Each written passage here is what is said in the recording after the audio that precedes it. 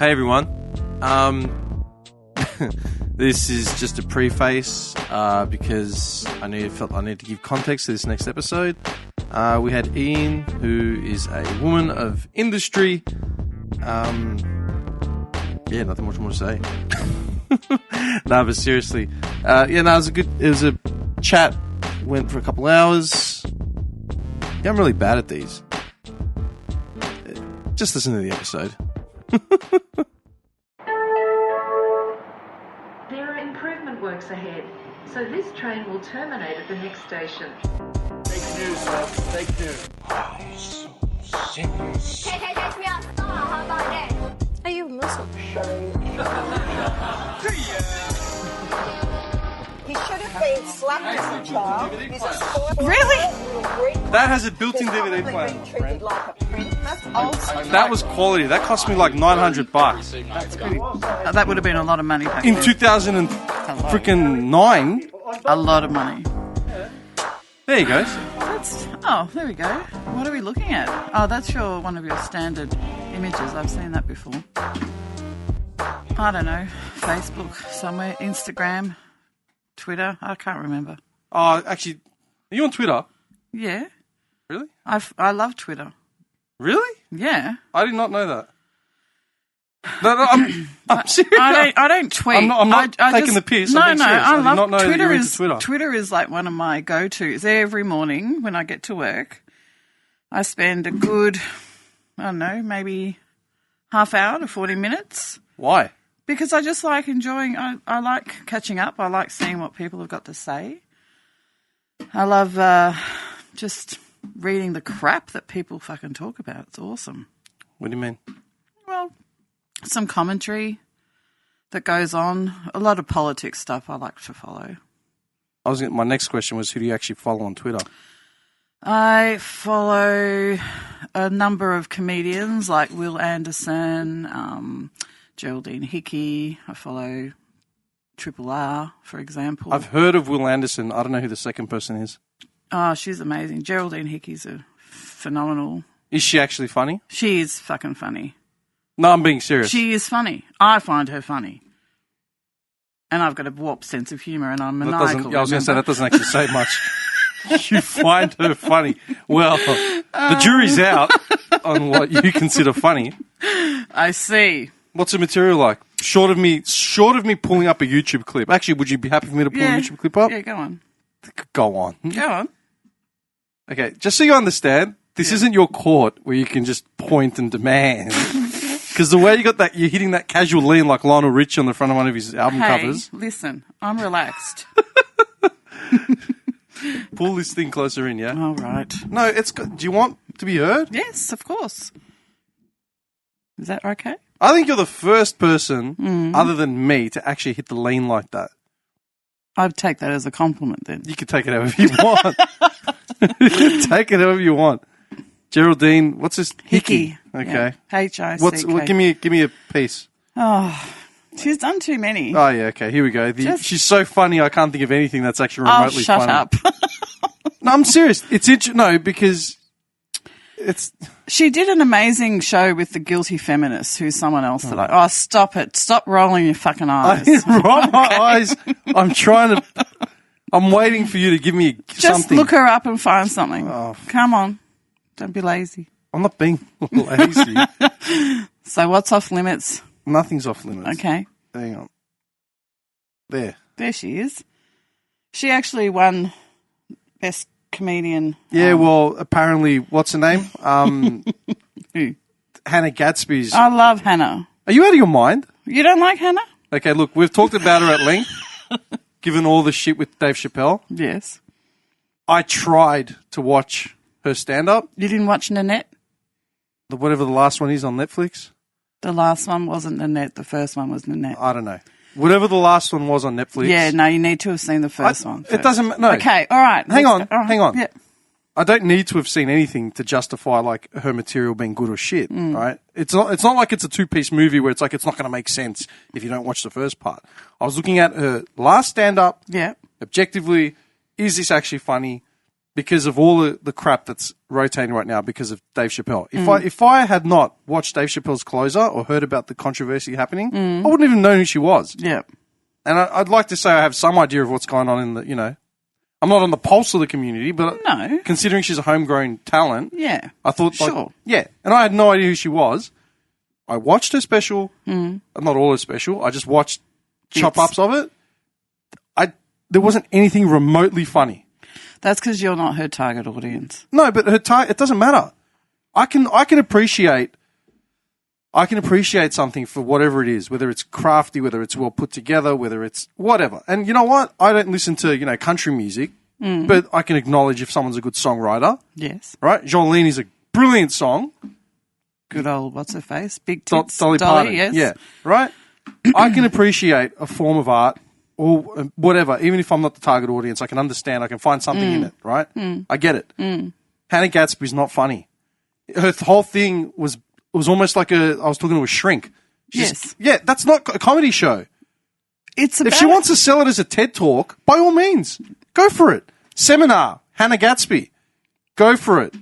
But it's not a comedy show, and that's the point. Well, I guess it depends on how you choose to view comedy. Okay, I could take a video of myself jerking off. I'm not going to sell it as an expose to the human body. Why not? Because it's porn. It's not. But is it? Isn't it self-expression? No. Why not? If you're using a form of jerking off as a form of self-expression, then there's something seriously wrong with you. Okay, because that'll justify all types of shit. Okay, you can't rape a child and say, "Oh, but it's an insight into the world of pedestry." Sure, but now you've just gone the other fucking extreme. But that's the point. Okay, Hannah Gadsby was not funny, and marketing her as Australia's most rising star comedian is a joke. Her shit's not funny. If she wants to talk and try to connect to lesbians or whoever else her target audience is, clearly not me. No. Right? Straight, white guy, under 40. Fine. But don't brand it as something it's not. Don't sell me dog shit wrapped in tinfoil and tell me it's chocolate. It's not. Okay, I guess it's all objective then, isn't it, really? No, some of it isn't objective. Well, it is. In my mind, it is, because it's an expression. You could argue that Dave Chappelle isn't so fucking funny either. No, but that's the point. He knows when he's being he's funny. a fucking misogynistic cunt. In your eyes. In my eyes. If you actually take what he says for what he actually says, if you look at the meaning behind it, that's the thing. Chappelle was like, okay, hang on. From the start, Chappelle has always been all his material has been socially aware and socially driven, right? Yeah. And that's the whole point. And he drives the nail home in The Closer. Did you watch The Closer? No. Okay. So you haven't watched The Closer, which is... Okay. The Closer is literally what everyone's jumping up in arms about. Yes. You can say he's misogynistic and blah, blah, blah, but you haven't even watched the special. But I've watched him before. What have you watched that makes him a misogynist?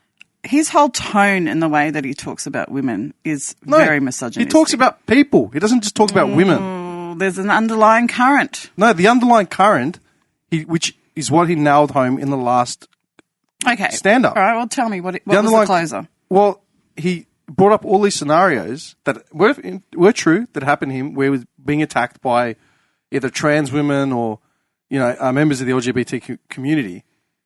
And every time it would get so far until it just became about him being black and the other person being white. Right. Like the other person was only gay until they needed to be a white person. Right. In order to get whatever they're trying to push over the line. Okay. That's the whole point. Yep.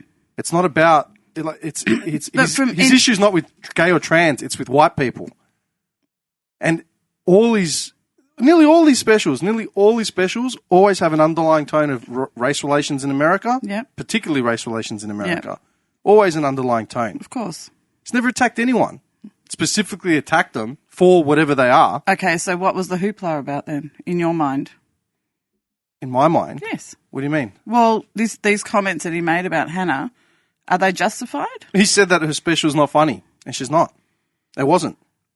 And that was it? She had thanked her in a previous thing because he'd won an award and thanked her because she was part of the crew, basically, of his peers and stuff. Yeah.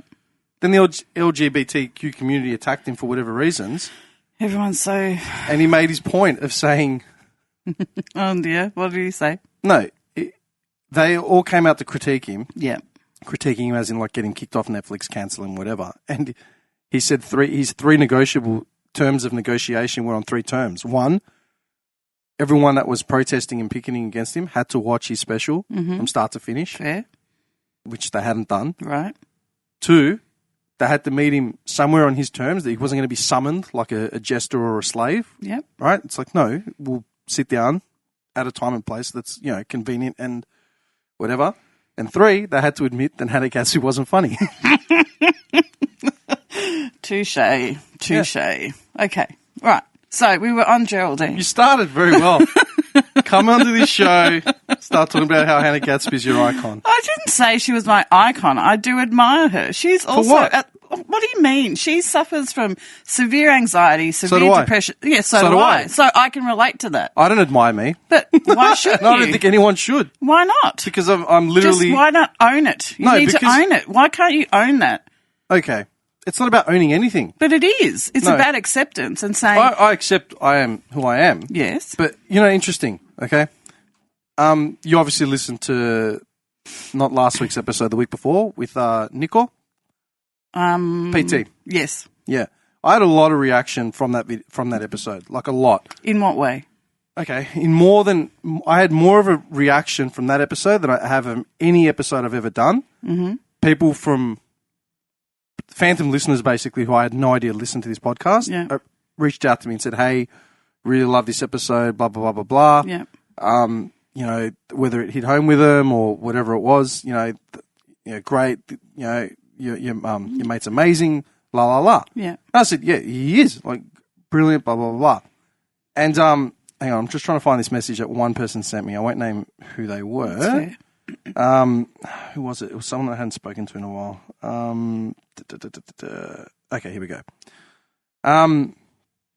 He said that all this sort of serious and personal side of podcasts and stuff. Something I'm good at talking about, this and that, and I should probably.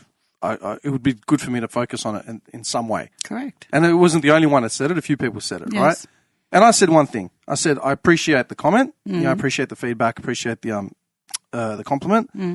But I don't think I want to do 100% dark shit, that focuses on trauma or, mental health or whatever. Number one, because the market is saturated with mental health podcasts. Saturated to the point where people, especially millennials and, people under the age of 25, yes, they get a bad report card. Oh my God, I have depression. This is anxiety. I didn't, the guy I want to bang doesn't want to bang me. I have anxiety. The term anxiety and mental health, self-diagnosis of mental health is just weakened to the absolute shit. And I'm not saying we need to smack kids or send them to the coal mines. I'm not saying that. But I'm just saying that very term gets thrown around way too fucking loosely. Way too loosely. Okay? So you're saying that people wear it as a badge, and and a badge half the time they don't even deserve to be wearing. I totally agree and respect that. But there's also the adverse to that is that, 50% of the population deserve to wear that fucking badge. Okay. Now, can you let me finish? All right. Sorry. Okay. You asked me a question. It's a three-parter. It's not just a open and close. I've been told. Number two, I think mental health is something that we never addressed properly. Right, that's why our parents, were literally depressed and spoke to us like shit and ran us into the ground, ran themselves into the ground. Correct. So I like the fact that the conversation's there. I just don't like the fact that, like I said, it's been thrown around the way it has. Now, my whole point is in regards to my podcast, I listen to these episodes. Yeah. All right, and I find myself going back to the ones that make me laugh more and more than I go back to any other one. Right, because it's a lot of time. But by the time I do an edit. All right, I've listened to it. I've sat through it. Okay, so it's 3.5 hours, 4 hours. Then I've gone back and listened to it again while I'm editing it. So that's going to be listening another 3 or 4 hours. Yep. I've already listened to it twice by this point. Sure. Then I'll probably revisit it again, a couple of days later, whatever, just by standard. Yep. I've already listened to it. I've dedicated 12 to 14 hours of listening time to this thing. Yeah. If I had to do dark, depressing, heavy sort of tone shit every single week, I wouldn't be able to carry it. Sure. Because I've already got my own shit to deal with. Sure. So, and when I look back at it, like I said specifically about the last episode, I have not laughed harder and more consistent than I have in 5 years of doing these things, but at episode 133, I think. Mm-hmm.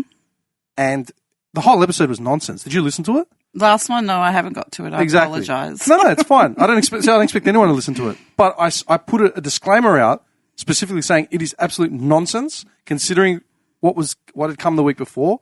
That was really somber and serious. Yeah. Last week's episode was absolute drivel. No, it would make no sense to anyone other than me and the two people that were sitting here. Sure.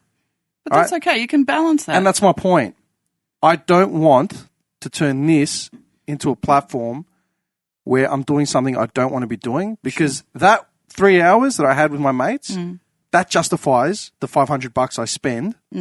That's just money, not time. Yeah. The $500 I spend every month to have it, Yeah. that justifies it's the invoice. But don't you find any gratification in knowing that when you do have those episodes and when you do touch on those subject matters that do resonate with people and you get that wonderful feedback, doesn't that make you feel good that you've actually 100%. Right. No, so, 100%. But so- it's not about that. It's about what I'm doing with this platform specifically. Okay. So where are we going today? Huh? Where are we going? Geraldine Hickey is clearly someone to be depressed about. So All right, let's move on. while we're on mental health, let's just. But I'm waiting for you to pick something. No, you choose. Do a random. You really want to leave it to the YouTube gods? Yes. This is what your reputation stands My on. reputation No does one not has- stand no one on has- the fact that I like Geraldine No Hickey. one has heard anything I'm from your sorry. mouth yet. Oh, my and God. you started off by propping up Geraldine Hickey and Hannah Gatsby. Oh, my goodness. Well, I am a feminist, so fuck off. That doesn't bother me. That does not bother me. It doesn't bother me either. I own it. I find these women funny, regardless of, Hang on. whether... Wait a second. What? So you're tying in feminism with Hannah Gatsby? Why wouldn't I? Why do you? Because she stands up for misogynistic behaviour. Hang on, wait a second. You What do could you be mean? a total fuckwit, still stand up for misogynistic behaviour. I haven't met a fuckwit that stands up for misogynistic behaviour I'm yet. a fuckwit. I stand up for Really? misogynistic Why would you call behaviour. yourself a fuckwit? Because I am. Really? Yeah. Well, I own it. touche. Touche. All right. Well, I don't consider you a fuckwit. If you know want what's to funny? consider yourself a fuckwit, that's your... You know what's fucking hilarious? What's Dave that? Chappelle defined what feminism is in the closer. Okay. How does he know what feminism is? Because he looked up... Oh, all right, put the closer on. I want to fucking see this closer now, because now you're really doing my head in. The reason is he actually looked up the literal meaning of the word feminism. Okay. Actually, In the dictionary? Yeah, Webster's definition. Okay. Hang on. I don't know. I'm No, wait. I'll look it up here. not going anywhere. Hang on. Because I don't think I've got Netflix hooked up on my actual Okay. computer. So hang on. Webster's dictionary. This is going to be...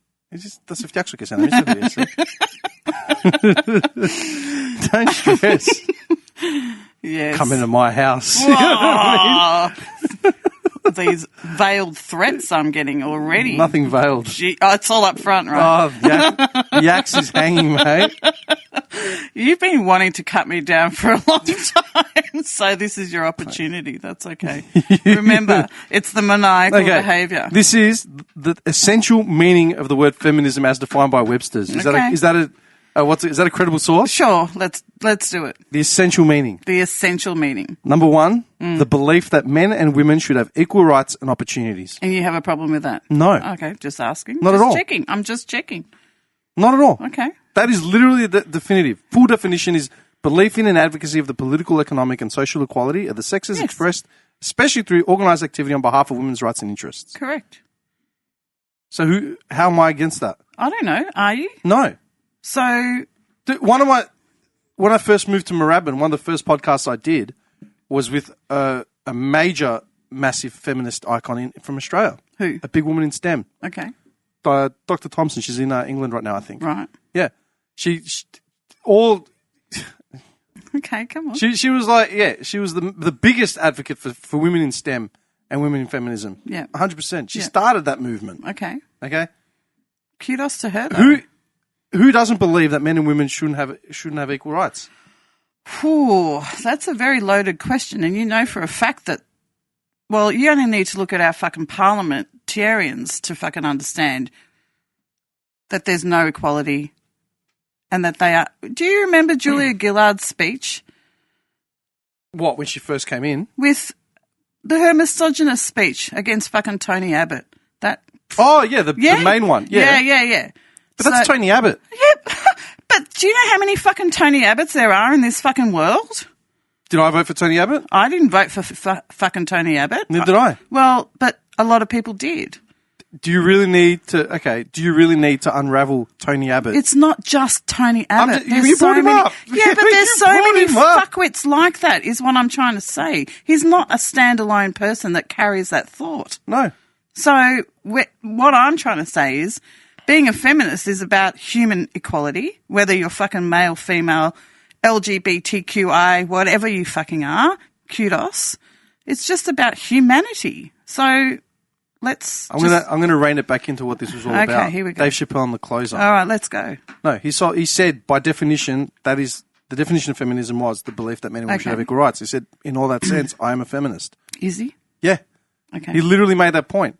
And his whole thing wasn't about the LGBTQ community, but it was about white people. And that has been predominantly his whole sticking point.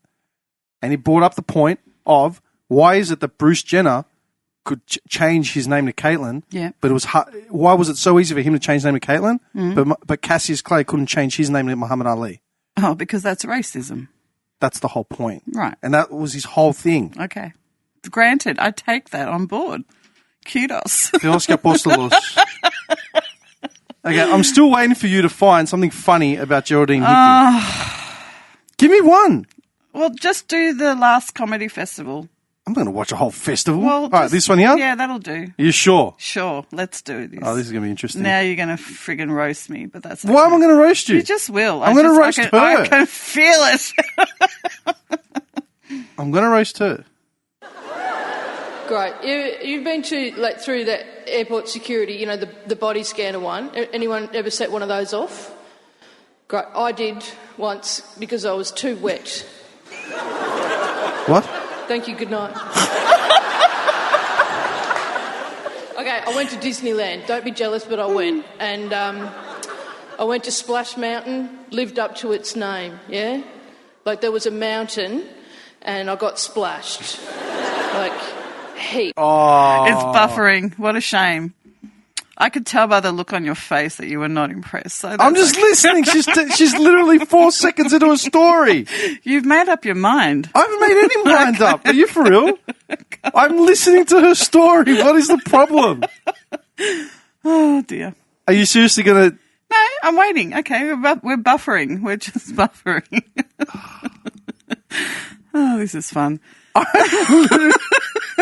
I'm literally listening to a story, man. Seriously. Okay. I didn't... What? Whatever. Quiet. Okay. Whatever, man. Mm-hmm. Seriously, this better get funny. You know I said that just to make you choke. Nearly worked, prick. Yeah. Come on. Seriously. Sorry. Oh, God. See... No, this is what I was going to find. I was going to find what it was that actually we're going to talk about. Okay, what are we talking about? Hang on. No, because I screenshotted what it was that you said. Yeah, I know, but that's deep and meaningful and we don't want to go there. Why not? Well, because. No, I'm fine to go there. It's fine. I don't care. No, it's fine. I think you're missing the point. My whole point is that I did not want to focus on that throughout my whole... I didn't want this to become that. No. Because it's heavy. It's too heavy to carry. Yeah. And for the $500 and 3 hours a week that I get, if I get it, I don't want to focus on that every single week. So let's focus on what you want to focus on. No, it's fine. This is what you will bring to the table. You said family politics, the dynamics of families, and how they affect our state of mind. Sure. What defines us from culture and expectations and inherent guilt? How do we shake that off? And how do we end the generational trauma we inherited? Yeah. That's a lot. I know, it's heavy. And that's why I'm saying I think we need to backtrack and maybe talk about the weather or something else that's going to be light. No. Okay. All right. For context's sake, our generations overlap. Correct. We're in that sort of, what's it called? Like the Goldilocks zone. Yep. Where, like most of my cousins are about your age as well. And we've got... Full disclosure. No. I'm just saying. Yeah, okay. So a lot of the shit that we've both dealt with have both basically bled across. And I think a lot of the stuff I just brought up that you had mentioned, that you had dot pointed, essentially has gotten better. But I think we're still way off the mark. Long way to go. Does that make sense? Absolutely. I couldn't agree with you more. All right. So, I mean, let's start from the beginning. When Adam met Eve. Yes. I'm being serious. All right. Yeah, and the snake too. Don't forget. Snake. Seriously? Yeah. No. Seriously. All right. Let's just take it from a grand perspective because, like I said, you haven't been on this before, so people need to understand exactly who you are.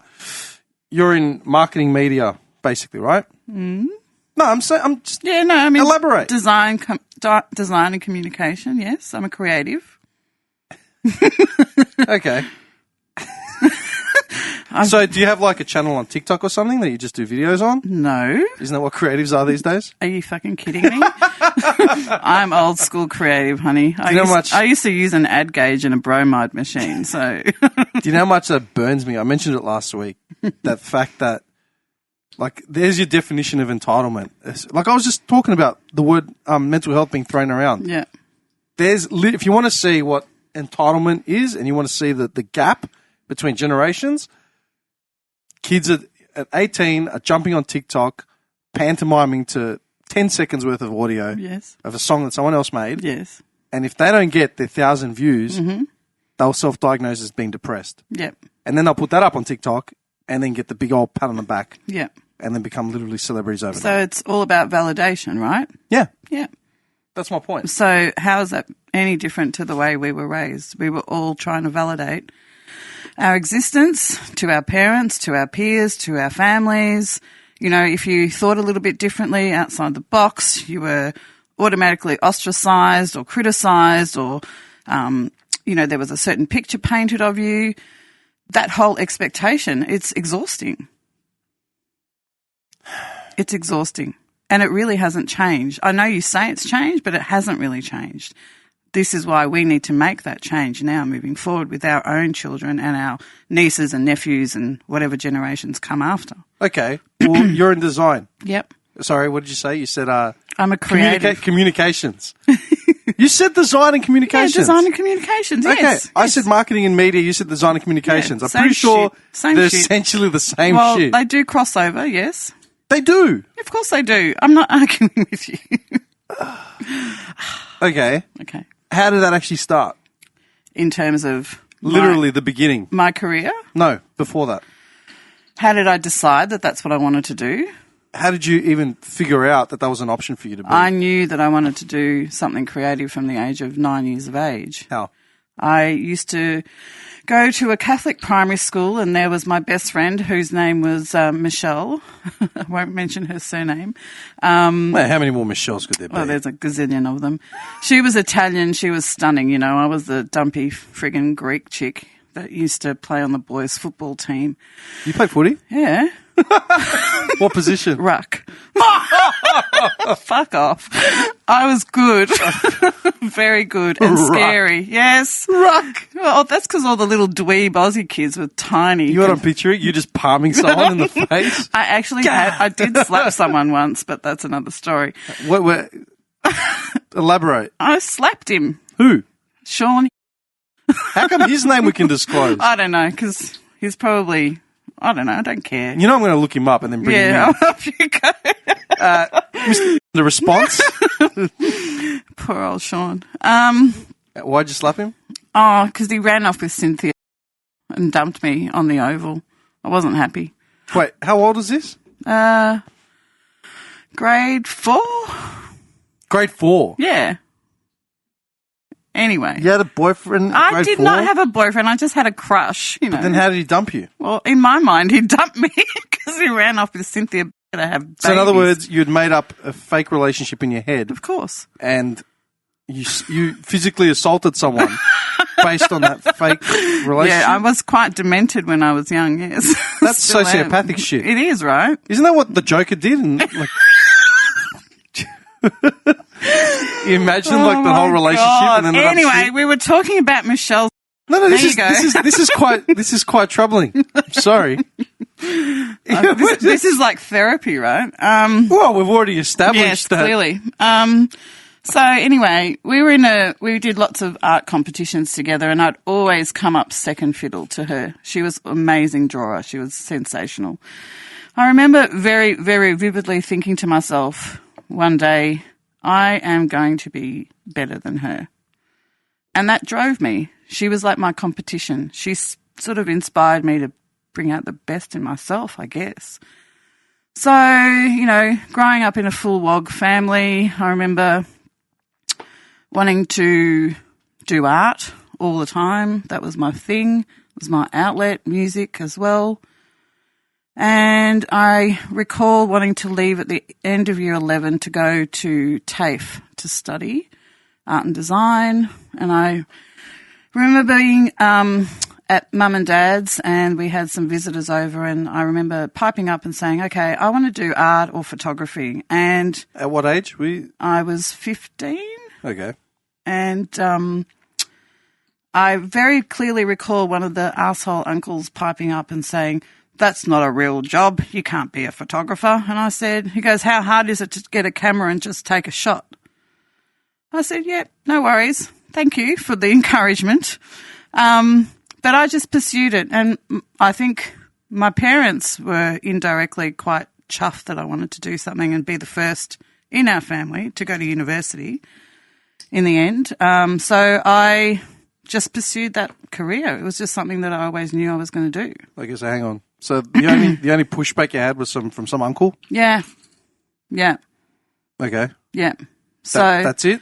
Well, yes, in terms of my family, yes, everyone else was supportive. But that said, the criticism came thick and fast because I wasn't doing law, I wasn't doing medicine, I wasn't doing accounting, I wasn't doing anything that was associated with academia. So when, the conversations would come up about other people's children and what they were doing, it was almost like this sense of you're a bit of a failure because you're doing something creative. Yeah, but who's this? You're saying that your family was supportive. My immediate family were. So then where'd the criticism come from? The external, the Okay. other people. Okay. It's how we... I'm trying to understand. Yes. So I guess you could call it the social media of the time.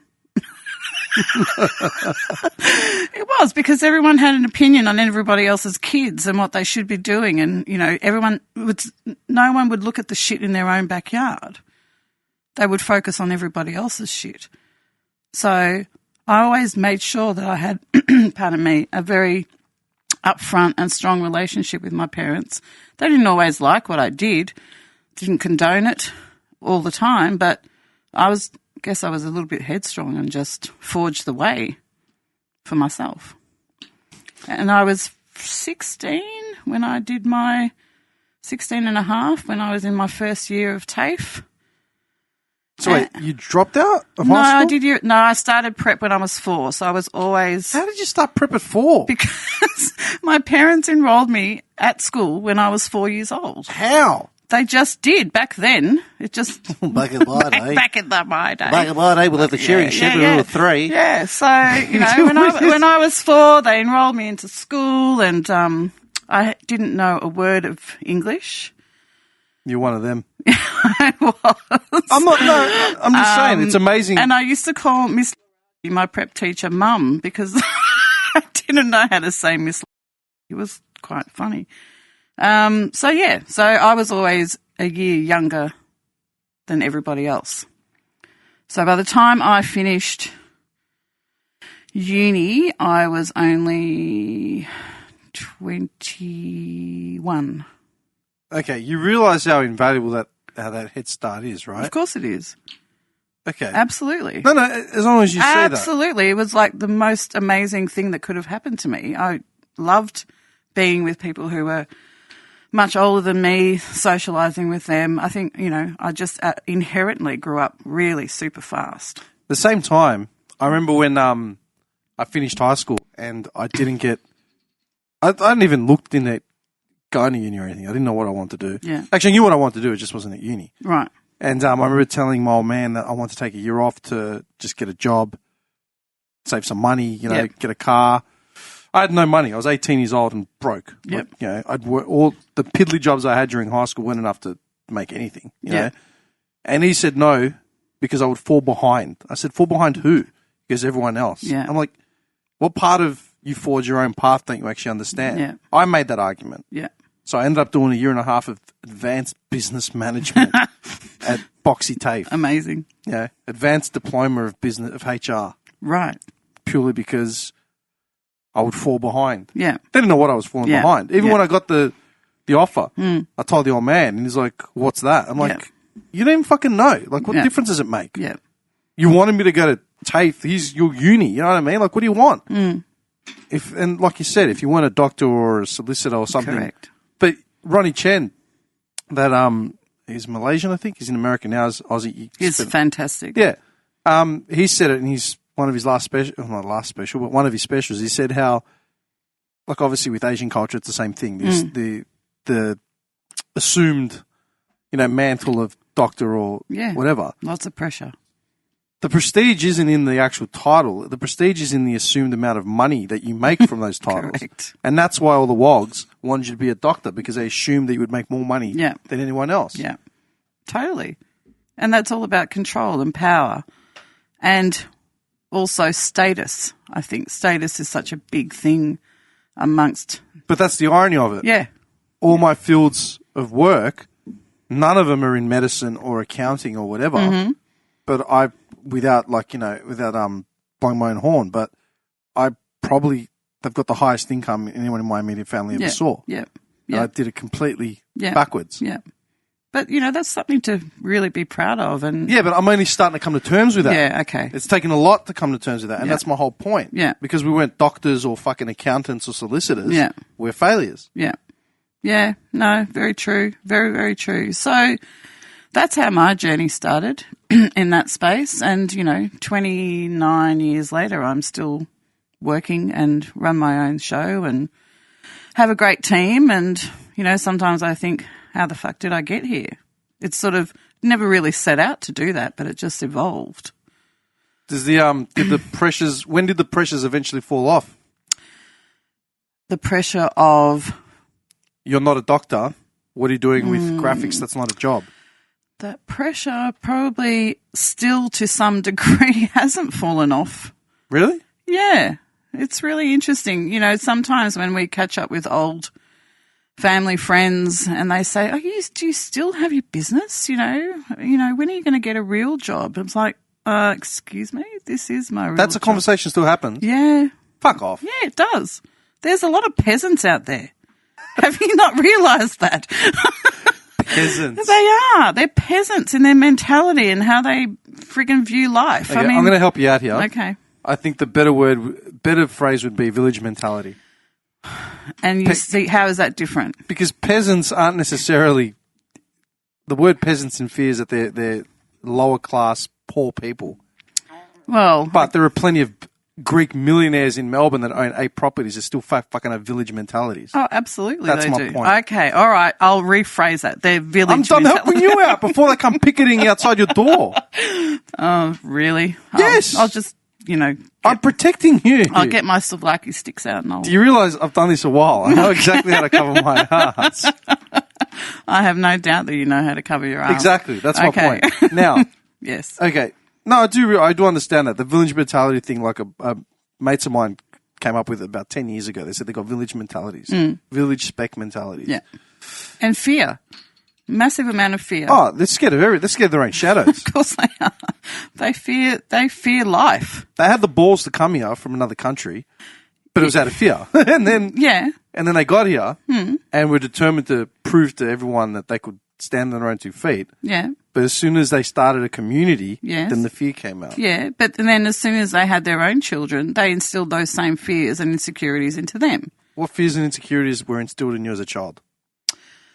It was always about, Dida cosmos. What are other people going to say? You always need to be careful. You need to keep your reputation, make sure you don't go crazy, all those sorts of things. And being a firstborn female, it's even more intense.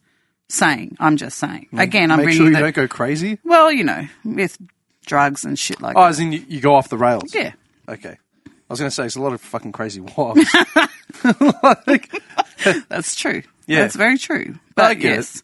So there was a whole lot of judgment around. That's why I sort of refer to it as, the Greek social media has always been around because it's always been this nattering, these voices in the background, condemning and controlling and bitching and gossiping about people. That's all they had. Yeah.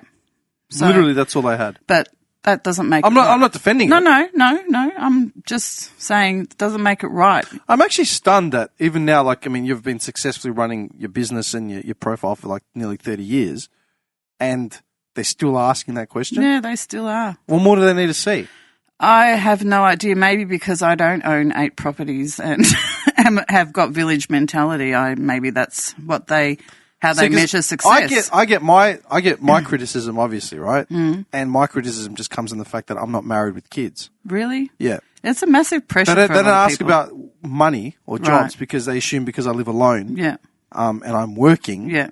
Then that's not a question. Yeah. Because my value is automatically assumed. Well, he's not living with his mother, so clearly he has to have money. Right. You know what I mean? Yeah.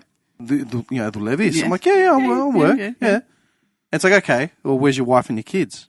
You're a failure if you haven't got a wife and kids. Yeah. So maybe it's just different, But I guess that goes back to, pardon me, when we were raised too. If you weren't married by the time you were 21 and didn't meet your husband at Chevron or the warehouse. Chevron. I remember the Chevron. Oh, I love the Chevron. I unfortunately did not get to go, but I do remember listening to Live at the Chevron on Hits FM. Oh, my on Friday God. night. It was awesome. And Friday night. And the phone parties were excellent, I must say. But anyway, I am showing my age. So, it was like, okay, when are you going to get engaged? So you get engaged. When are you going to get married? You get married. When are you going to have your first child? You have your first one. When are you going to have your second? When are you going to have your third? What's left? When are you going to get divorced? I mean, really? They don't ask that question. It's just this constant barrage. That's a question that they probably should ask more often. Of course they should. No, there are literally houses out there where that question probably should get asked, but people just overlook shit like that. Of course they do. Do you know what I because mean? it doesn't suit them, because no one wants to see, no one wants to listen, and no one wants to acknowledge. Oh, it doesn't fit a narrative. The control narrative. What do you mean? Well, it's all about control and ticking boxes, isn't it? Because then that's what they consider successful. But if those generations actually looked at their own fucking marriages, I could guarantee you that I'm going to just have a guess, I'd say more than 70% of them would have been divorced if they were living in our day, now, here and now. Okay. See, that's the thing. I'm usually critical about that sort of shit. But I mean, my parents split up when I wasn't 20 yet. Right. Right. So my mum, my parents had the balls to actually do it. Yeah. Do you know what I mean? Yeah. So they went against the trend, the grain, basically. yeah. You know what I mean? Yeah. I can sort of understand that, going back to parents and shit marriages that were born in the 60s and 70s. The thing that I sort of give leeway to is the fact that women weren't in a position to gain independence. No. In the 70s or 80s or even 90s, early 90s. Yeah. Do you know what I mean? Yeah. So they were stuck. That stigma. Yeah. Still a stigma. But it's not even stigma of being in a position, not being in a socially viable position. I'm talking about it in a financial position. Absolutely. You know what I mean? Yeah. If all they'd done was raise 3 kids, but from age 19 through to 45, 50, how are you going to re-educate yourself with no money? Correct. No understanding of social concepts like work and Yeah. whatever. I'm not saying that they're unable to, but we're talking about education. Of course. Do you know what I mean? My mother was married off at 15 and a half by my grandfather. Yeah, see, my mother avoided that by coming to Australia. Well, this happened in Australia. So my mum arrived here when she was 11. They didn't come here because they were running away. They came here to visit another auntie that was already living here. Yeah. So they were, in the ghetto of Paran, South Yarra back then. It was phenomenal. If only they kept that house, it would have been nice. But anyway, moving on. Walking distance from the Chevron. I know, right? And Chasers and the rest. Yeah, Chasers, Galah, that's gone. That institution's gone. I know. It's poof doof now. But that's okay. I don't mind a bit of poof doof. Just saying. So 15 and a half, married a man who was 10 years older. My mum was married and thought babies were born from your heels because no one ever bothered to tell her. Really? Yeah. My grandparents never ever explain Can you imagine anything. that conversation going down Could you in a imagine? Railyard? You know what I mean? You know, but we're talking about, you know, sort of, I wouldn't have considered my grandparents educated people, but they weren't village mentality. Where right? they from? From an island. From Lesbos, where the lesbians originated from. Mytilene. Yes. Oh, don't you look at me like that. Are you from fucking Kalamata? I'm just checking. No, but I've said it to a lot of people. Okay. Basically, you know, you get enclaves of wogs coming here, Yeah. and there's just certain suburbs, certain villages, certain islands. Groups, yeah. Yeah, groups. Like Kalimnor, they're all Yeah. in Northern Territory. Yeah, right. You know what I mean? I talked to my mum about someone I know from Kalimnor. It's Yeah. like, no, I said, he's from Northern NT originally. He's like, what is he, from Kalimnor? I'm like, yeah. Yeah, there you go. Literally. Yeah. And incidentally, the few Greeks I know from NT were all from Kalimnor How as well. funny is that? Yeah. Mytilene is the one example I use about people in Melbourne. Yeah, there's a lot It's of like us. all of them came here and they're all fuckwits. So, yeah. Oh, thanks very much. Hang on. Are you from Mytilene? No, I'm from here. You're from Paran. I am. I was conceived in Malvern. So, you know. Yeah. No, but that's my point. Yeah. I'm talking about the generations before. Yeah, true. And that spec mentality, Yeah. I know people from Mytilene. Yeah. Okay. Good portion of them aren't on the level, man. They never have been. They're like the mafia, are they? No, they're not the mafia, as they think they are. They think Okay. they're very well connected What and about the orchestrated. Limnians? The Limnians are a bit like the mafia. Yeah. Well, look, they think they are. They're inbred. Really? Yeah. Limnians only marry other Limnians. And they have to have money. So they go to the panigiri and just like go around Yeah, the they- table. Basically just, Absolutely. who are you? The big Tutade. Oh, okay. Too close. You know what I mean? Yep. Second cousin. So, That's fucked. yeah, it is pretty fucked. Anyway, continue. So, yeah, so basically, you you were know, born from the hills of... I was my mother, my poor dear late mother, and my late father. I've lost both of my parents, unfortunately. She was 18 when she had me. So by the time she was 28, she had 3 children. You know, did the whole fish and chip shops, milk bars, mixed businesses, all that sort of stuff. Worked like a dog. They both did. But really hard life. Lots of baggage. From who? The generation before, you know. My grandfather, bless him too, and my grandmother, who we recently just lost as well. He was orphaned when he was, 3, 4 years old. The Germans used to kick his butt from here to high heaven when he tried to steal bread from the back of a truck. He used to always tell that story.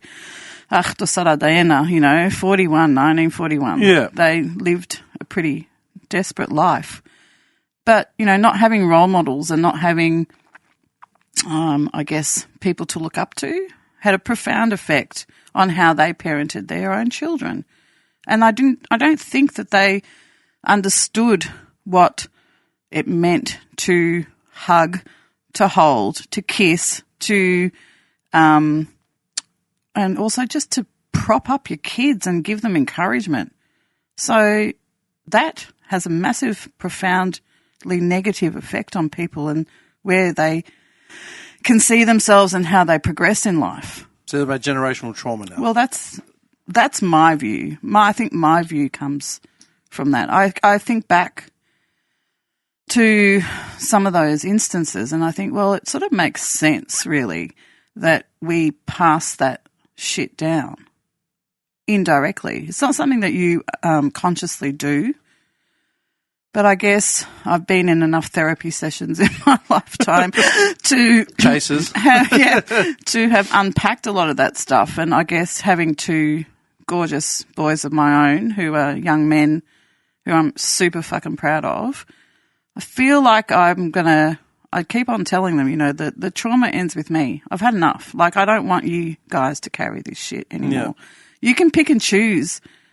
I don't know. Do you remember the first time you looked at your parents and thought, geez, you're a fucking idiot? Yeah. Yeah, right? I wouldn't have been 10 yet. Yeah, right. I remember the look on my boys' faces when that happened to me. The penny dropped and I thought, oh my God, you're looking at me like I'm a fuckwit. What did you do? I can't remember the exact thing I did at the time, but yeah, of course. I remember. Shut up. I remember the feeling that I had when I realised that the sun didn't shine out of my ass in their eyes anymore. Yeah. And I just think that that's okay. It's okay to own that. And then from there, I just started making sure that their emotional intelligence was something that I really promoted, made them aware, talked to them a lot, spent heaps of time with them, and gave them some tools that now I see that they're using in their day-to-day life with their friends and with family. And I think, well, you know what? I used to think I was a bit of a failure as a mum because I was a working mum and I did lots of hours. Yeah. But retrospectively, now when I look at them, I think, you know what? They're going to be okay because they can pick and choose the good shit and dump the bad shit. That's not something that we're taught to do.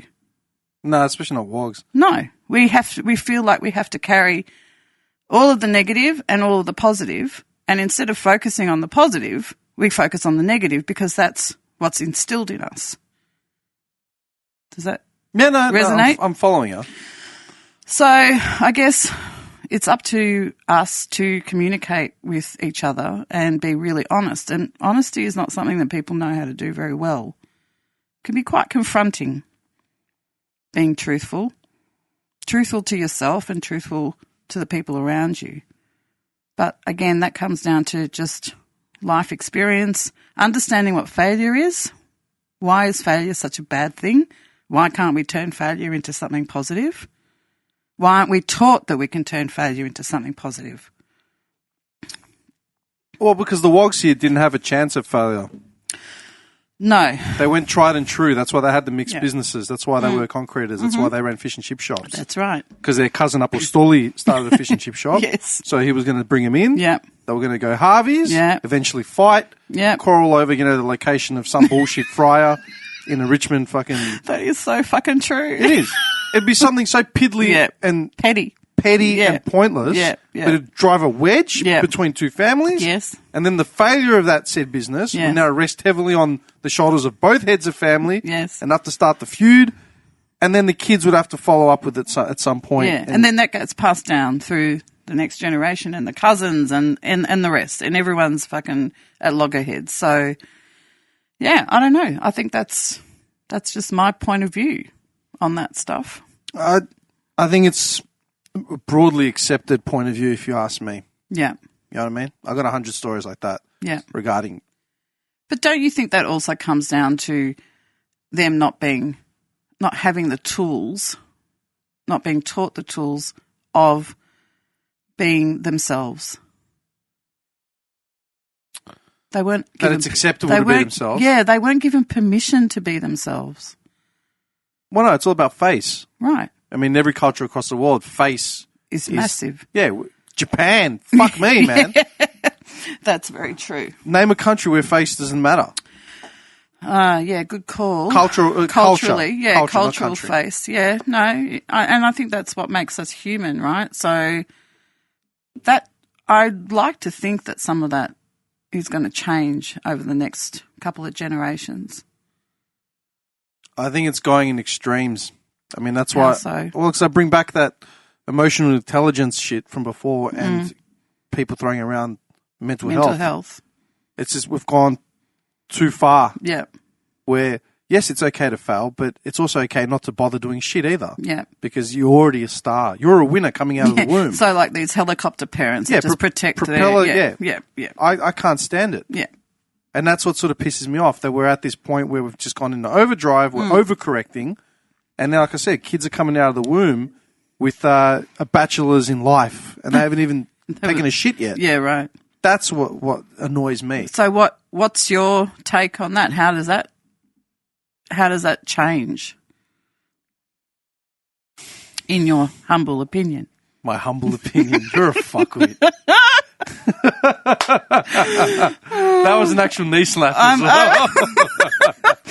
But I'm a funny fuckwit, so... Pat yourself on the back. Pat yourself on the back for that one. Thank you. Look, man, I look at how I was raised, and then I look at how people my age in other families were raised. Yep. A lot of similarities, and a lot of similarities in personalities, like people that were raised similarly to me. Yeah. I'm not saying my parents raised me the right way, because emotional intelligence wasn't there, like, at all. But would you consider you have some now? Emotional intelligence? Yes. I had to. Right. If I didn't, You developed then that. I would have died. Correct. Yeah, I would Right. have been gone a long time ago. So survival. What do you mean? Well, as a way of surviving and growing, you have developed that. You saw that there was something that you needed to work on, and you tapped into that, right? Yeah, because I wasn't given, but that's the thing, I wasn't given every option. I had to fight and struggle and graft for every single, Opportunity. every pathway was Yeah. created by me. Yeah. Wasn't handed to me. Yeah. Wasn't inherited. You know what I mean? Yeah. Like, was never going to be assumed that I was going to be, head of the department. Yeah. I had to create the department Yeah. and give myself a job. Yeah. Does that make sense? Yeah, of course. And that's, it sort of shits me, yeah. So in your mind, if you one day have the marriage and the children, what would you do different? To what? Say my parents? Yeah. I know that's a bit of a loaded question, but No, it's loaded. It's just I don't actually know how to answer it. Because, we all have... Okay, you were talking about face and you were talking about expectations. It's like, okay, so what if it's not in my cards to actually have kids or be married? that's absolutely fine. But I think that's that's great. my point. Yeah, exactly. You know what I mean? Yeah, I mean, it's taken me this long to get to a point where I have my parents both on the back foot now yeah, because I've achieved everything that I have achieved Yeah. on my own, yeah, against the norm, against everything else, and they can see I'm semi set up. set up and just Comfortable with where you're going. comfortable with who I am. You know what I mean? I'm not in a dark place Yeah. generally. When they see me, it's not just butt up on their own complaints and shit yeah. like that. Yeah, And they can see some form of positivity. I mean, and that's the thing. Like, they've never, rarely in the last decade have Yeah. they ever said to me, that's not a good idea. great. Because I stopped asking them for permission for shit back when I was like 20. Yeah, You know what I mean? yes. I was That's so liberating. Yeah, I was 24, Yeah. turning 25 when I said, nah, I'm out. And I Yeah. I quit my job, sold my shit and moved to Cyprus. Oh, that would have Do you been know what I nice. Yeah. But that wasn't a, can I do this? That was a, I'm doing this in going. 10 days. Yeah. What do you mean? I'm doing this in 10 Yeah. days. Yeah. It's like, oh, okay. Well, that's what I find ironic is that, like you said before, you touched on it, they sort of all came across, with the one suitcase and the one pair of shoes and all that sort of stuff to make a life here. No one questioned them about who's where they were going to going. question them? But then they come here, they have their own families, and yet they feel like they need to control every aspect because of their when children's they came lives. here, Yeah. when they came here, they discovered whole fucking villages Yeah. and enclaves of people that they'd left behind. Yeah. And it's like, oh yeah, Same shit, different bucket. dude. Yeah. Especially with the people from Mytilene, like as a pocket. Okay. You know what I mean? Yeah, sure. As a pocket, there's bigger. There's more of them here than there are there, Probably right. and they're all stuck in the dark ages here. Yes, they certainly are. Yeah. No, that's a very valid point. I guess, They go to the same fucking dinner dances with the same people in the same dialect, Yes. wearing the same suit they rocked up with. Yeah, yeah. They've got fucking 6 properties, but Yeah. they're wearing the same suit and Yeah. shoes that they wore when they got off the boat. Yeah, it's so sad. It's tragic, really. Look, at the same time, man, I don't buy a lot of the war stories. All right? How so? Look, I've got parents from the Depression era, Yeah. right? My mum was born a couple of years after World War II ended. Yeah. Do you know what I mean? Yeah. I actually said it to her the other day. She's always talking about, it was harder in my day and blah, blah, blah. And I was a kid, I had to walk 8 kilometres in snow to get to school. Yes. Like, what are you talking about, man? I've been to the village. I know where it was. Yeah. And then, like, the other day, I used it against her because she was acting like she was weak and feeble. I said, yeah. Okay, I'm sorry. Okay, I thought you came from the era when, there was no running water. Okay, and then she said something like, World War II had already ended many years before I was born. I'm like, oh, okay, so we're playing that card now. Right? Bless. But I always say the same thing. Yes, okay, they may have left not horrific circumstances, but they may have left dire circumstances to get here and may not have had, Wi-Fi set up for them when they got here. But what they did have was generally a relative somewhere. Yeah. Right? I know my mum, when she got here, she had my auntie, her sister. When my dad got here, they had his auntie, my grandmother's sister. Yeah. This is just off the top of my head. Yeah. Immediate, family. And they had a start. They had, a roof over their heads. They had, work, food. It was here's your bed. Yeah. And let's get you set up. Yeah. When you went to Cyprus, did you have anyone? No. Right. Am I Cypriot? No. I'm just giving an example. My mate's uncle took us in for a week until we could figure out our own digs. Yeah. But my point is everything they, passed was epic. There was what they overcame. Yes. Was like Edmund going up the fucking Everest. Yes. And they were fighting Nazis all the way up, and they were fighting Ottomans on the way down. No, literally. It's like, mate, you flew here from another country, you got a job, and then within 2 years you opened up a fish and chip shop. Yeah. Do you know what I have to do in order to buy a meal at a fish and chip shop? You have to work a few hours. I have to work. I have to justify getting the calamari and the grilled fish. Yes. Or am I just going for the flake? Oh. And that's it. Well, depends if you want scallops. What are you, out of your mind? Grilled prawns, even more so. I made a joke about it the other day. What movie? I was talking to a mate of mine. We always joke about how much shit costs, going to restaurants and stuff. And I'm like, to go to the movies, you literally need to bring your title deeds to your house and then have your car ready for auction. Yes. Do you know what I mean? Yeah. Yeah. Life is not cheap. What's that? Upsized popcorn. Upsize. I'm sorry. You don't have the credit rating for that. No, I'm serious. No, you're right. I'm overhearing about that epic struggle because the fact that, and I've brought this up 100 times on this podcast, I'll bring it up again because it's relevant. My old man was a butcher, all right? He wasn't, a scholar, all right? He was working just a blue-collar job. Yeah. Yeah? And as a kid, in my eyes, he worked 1,000 hours a week. Right. Because that's how he made it out. Correct. Okay? He worked 1,000 hours a week. Yeah. He literally worked more than he could keep his eyes open and take a shit and go to sleep. Right? Yeah. And we were poor. And we were always going to be poor if he didn't go to work. And if he lost his job, we were fucked. Screwed. Yeah. We had to start looking at which child we were going to sell off first. You know what I mean? Yeah. Who's going to go without shoes for the next 12 months? Yeah, yeah. That's the kind of contrast, depth. Having said that, as an adult, I looked at it and I said, hang on, wait a second. There's no way knowing you worked that many hours. I remember the hours you worked. It's a hard job. Being a butcher's a hard job. Yeah, I'm not taking away from it, right? But I'm like, hang on, you couldn't have started work any earlier than 3 or 4 in the morning. Sure. I started work at 4 in the morning for a good couple of years. Yeah. So I did the shift work. I'm like, okay, well, we were generally home in the afternoon. Some days you were home after dark, and it felt like it was late, but I was only a kid. What do I know about daylight Time savings? It has a difference. I remember getting home from school Yeah. and asking if my old man was going to be home. And it'd be yes or no depending on the day. Sometimes he'd be home. So it's like, okay, so that's 3:30, Yeah. 4 o'clock. So there's your 9, 10-hour day maybe. Yeah. And then he did a half day for cash on Saturday. Yeah. So that's like a 55-hour week. Yeah. I was doing that right out of high school. Yes. I did TAFE for a year and a half, and then I stopped TAFE when I finished, and then I was working a job for 55, 60 hours a week.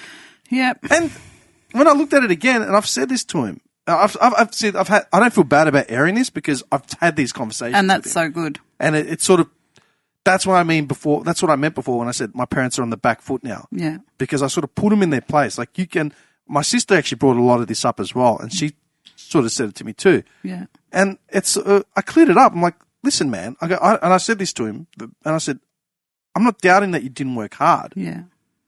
But I'm doing, on paper, at least double what you're doing. Yeah. And I don't have the luxury of going home to find a cooked ready meal. Yep. A meal. Clothes done. Kids are silent in their room. They know to shut the fuck up because I've had a long day. Mm-hmm. TV's ready. Yeah. And then I have my doos and then go to bed. The doos. The yes. doos. The I go, doos. I'm sorry.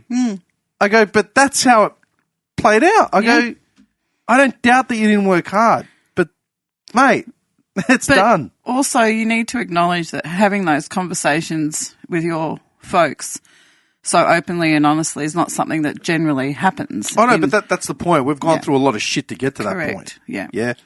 But I'm not afraid to have those conversations because me neither. I've had to do everything. Yeah. On my own foot, like Yeah. on my own back. I had to be responsible for everything. If everything fucked up, Yeah. it would be my fault, Yeah. and that's the only way. Yeah. But that's what I mean, especially with the older generations. Generally, like they look at me, that's unmarried without kids, and think he's failed. His parents must be so depressed. Yeah. You know what I mean? Yeah. What's he doing with his life? Blah blah blah. Yeah. Yeah, they see the sleeve. Luckily, I'm lucky that my immediate family, even my extended family here, Yeah. they don't question my tats. I've always rocked up with shitty hair and random crap in my life, so they know who I am. Yeah. They've just come to accept that. Like, Yep.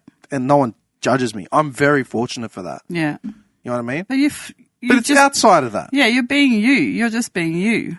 And that's what I guess I feel personally from my perspective, being the age that I am, not having any immediate family, like as in a mother, a father or grandparents anymore. For the first time in my life, as much as I miss them and I'd have them here in a heartbeat, I feel free. Yeah. Like there's a real sense of freedom that I can actually first time just be me without judgment, because no one's here to judge me anymore, regardless of them being supportive along the years and always being there for me and helping me out when I needed help and vice versa. There is a real sense of liberation when you don't have those voices in your head Yeah. trying to sort of say, are you doing the right thing? Is everyone okay with what decisions you're making? Blah, blah, blah. Like just these fucking noises that go on. It doesn't happen anymore. See, I've said that as well in regards to, like, say, my parents and then the generation before. My parents didn't hear it from their parents No. what they were doing, because my mum literally escaped Greece to avoid that situation, Yeah. right? So I was born a couple months after my grandmother passed away. Right.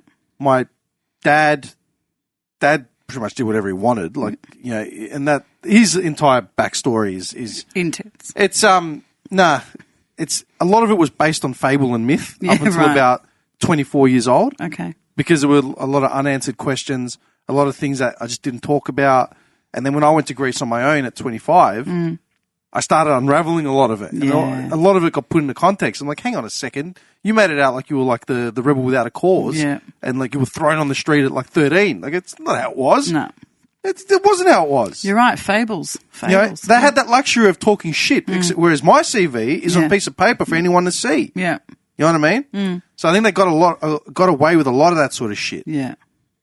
Now, the point I was making was that my parents, however they met and came together, they had their plan and they did whatever they wanted. Yeah. Whether it was the smartest plan or what they should have done instead of what they wanted to do, that's on them. Yeah. So then why the fuck am I going to follow that same pattern when it hasn't turned out Correct. in a way that seemingly they wanted to? Yeah. And I've said this before. I said it to my old man. I remember, 10 years ago, I can't remember when it was. Yeah. I was at his house and we're going back and forth about some shit. And he said some shit to me like, I'm not educated, blah, blah, blah. Yep. But, I've got life experience and, you got to. And I said to him, I go, mate, I'm looking at you right now. I go, you're divorced, separated, no relationship with your kids, work sketchy. What is it I'm meant to be following, Sue? Yeah. Like, what's footsteps am I meant to be following right now? Where's the role model effect? But that's my point. Yeah. I acknowledge my old man's hustle. Like his hustle is in his drive and perseverance. Yeah. You know what I mean? But So at the that's same a good time, thing. That's what you've taken, but right? at the same time, Yeah. he was too afraid of his own fucking shadow. Correct. To step outside of the norm, take on an investment, do something outside of the box. Yeah. Because, in his eyes, he only knew one way and that was the right way. Yeah. Whereas I've done the complete opposite. Yeah. And I guess that's my point too, is that no expectations from my perspective, with my children, no expectations. Do your thing. I'll be there. If you need any help, if I can help, I'll help. But it's your time to shine and live your life without any fucking baggage. Who am I to fucking judge you? I can't judge them. That's exactly my point. Yeah. Right? the expectation should be on the person to be just an upright fucking citizen. Yeah, the best version of yourself. Exactly. Right. Which goes back to what I said at the very start. We're going full circle. When I said I'm a fuckwit, it's because I am a fuckwit. Well, I'm a fuckwit too. So, Wow. cheers. Okay. Hour and 10 minutes. Was that all right? We got there in the end. Fucking hell. But that's my point. I'm the first person to admit that I know nothing. And I'm constantly evolving. I don't know that you know nothing. No, but I'm never going to I'm never going to stand up and say, this is what you have to do because I know better. Very rare, especially when it comes in terms of character. Like, I said this to the boys not long ago. I said, my blueprint for life should not be followed by anyone. Period. Right. My game plan should not be followed by anyone. I do things completely irrationally. I do things backwards. I do it to my own detriment. I'm insane. But you're in a good place. There's no method to the madness. It's just madness. Is that a euphemism? Well, we didn't have an analogy, so we'll bring in a euphemism. Yeah. No, but that's my point. Yeah. Right? The only thing I'll pat myself on the back for is to say I'm almost unbreakable because I'm stretched that thin. Yeah. And I know how to make a cake out of a sultana. That's as I'm good at resourcing because that's what you do when you're broke and you're working against all odds. Yeah. I'll say that much as far as patting myself on the back. Yeah. But in regards to everything else, no, there are definitely more sensible ways to approach half the shit I've done. Sure. But who's to say that that's the right way anyway? Well, seriously, like why? Why is there a right and a wrong way? It's, I don't know. Goes back to just going back a little bit to those, that older generation where they differentiated between, one child and the next because one was a male and one was a female, and it was okay for a female to do certain things, or vice versa, I was going to say, okay for males to do something and go out and sow the royal oats, but not for a woman.